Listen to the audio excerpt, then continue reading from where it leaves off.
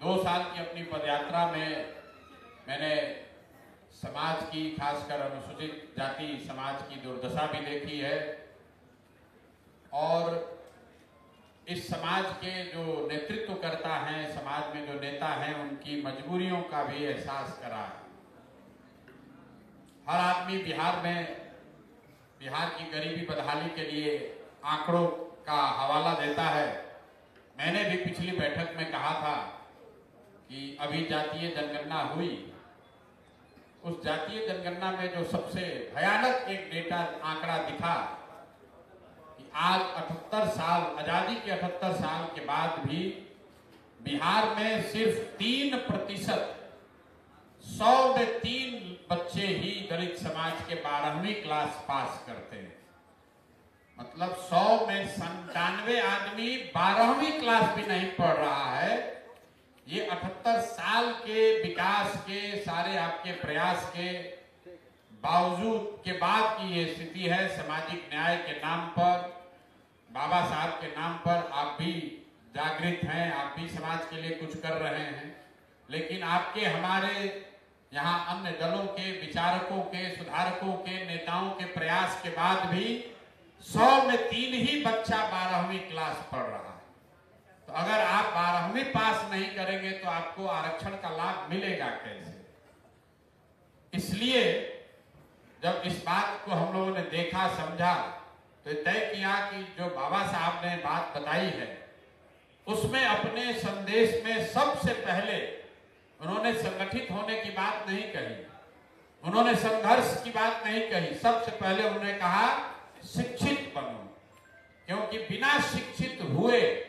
अगर आप संगठित भी हो जाएंगे तो भी आपको लाभ नहीं मिलेगा। और ये मैं नहीं कह रहा हूं, ये आंकड़े बता रहे हैं, क्योंकि ये संगठित तो बहुत बार आप हुए। जो उन्होंने तीसरी बात कही, संघर्ष करो,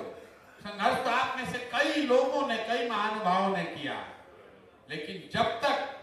शिक्षित होकर, संगठित होकर संघर्ष नहीं कीजिएगा तब तक उसका लाभ नहीं मिलेगा।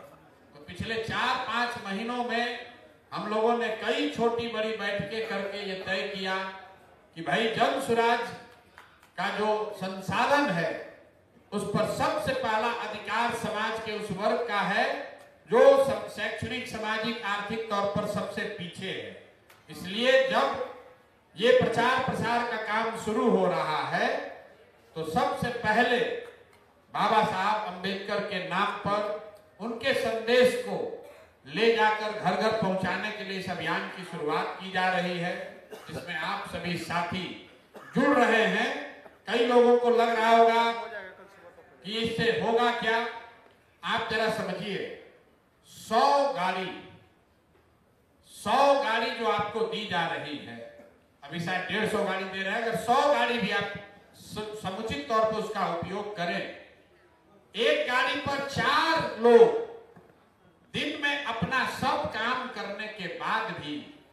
3 गांव में, 3 दलित टोलों में अगर जाकर बैठक करते हैं और बाबा साहब के इस संदेश को पहुंचाते हैं, वहां पर रहने वाले परिवारजनों को, अपने बच्चों को पढ़ाने के प्रति सजग करते हैं, उनको ये बताते हैं कि अगर आप अगली बार वोट नाली गली 4 किलो अनाज, मुर्गा भात और दारू के बजाय जन सुराज के दलित बंधु योजना के लिए दोगे, जिसमें आपके बच्चों के लिए 10वीं क्लास के बाद 2000 रुपया का वजीफा मिलेगा, जिसमें आपको घर बनाने के लिए 3 बरस के अंदर हर हालत में 3 डिसमिल जमीन मिलेगी, जिसमें सरकारी और गरमजरुआ खास की जमीन के बंदोबस्ती में दलितों को आरक्षित प्रश्रय दिया जाएगा, तो शायद कुछ दलित समाज के लोगों के में जागरूकता आएगी। और अगर 100 टीम 100 गाड़ियों से डेली काम करे तो हर दिन 300 गांव हम लोग करेंगे। और 2 महीना अगर आपने इस काम को कर दिया तो कम से कम 18,000 गांवों तक ये बात पहुंचेगी।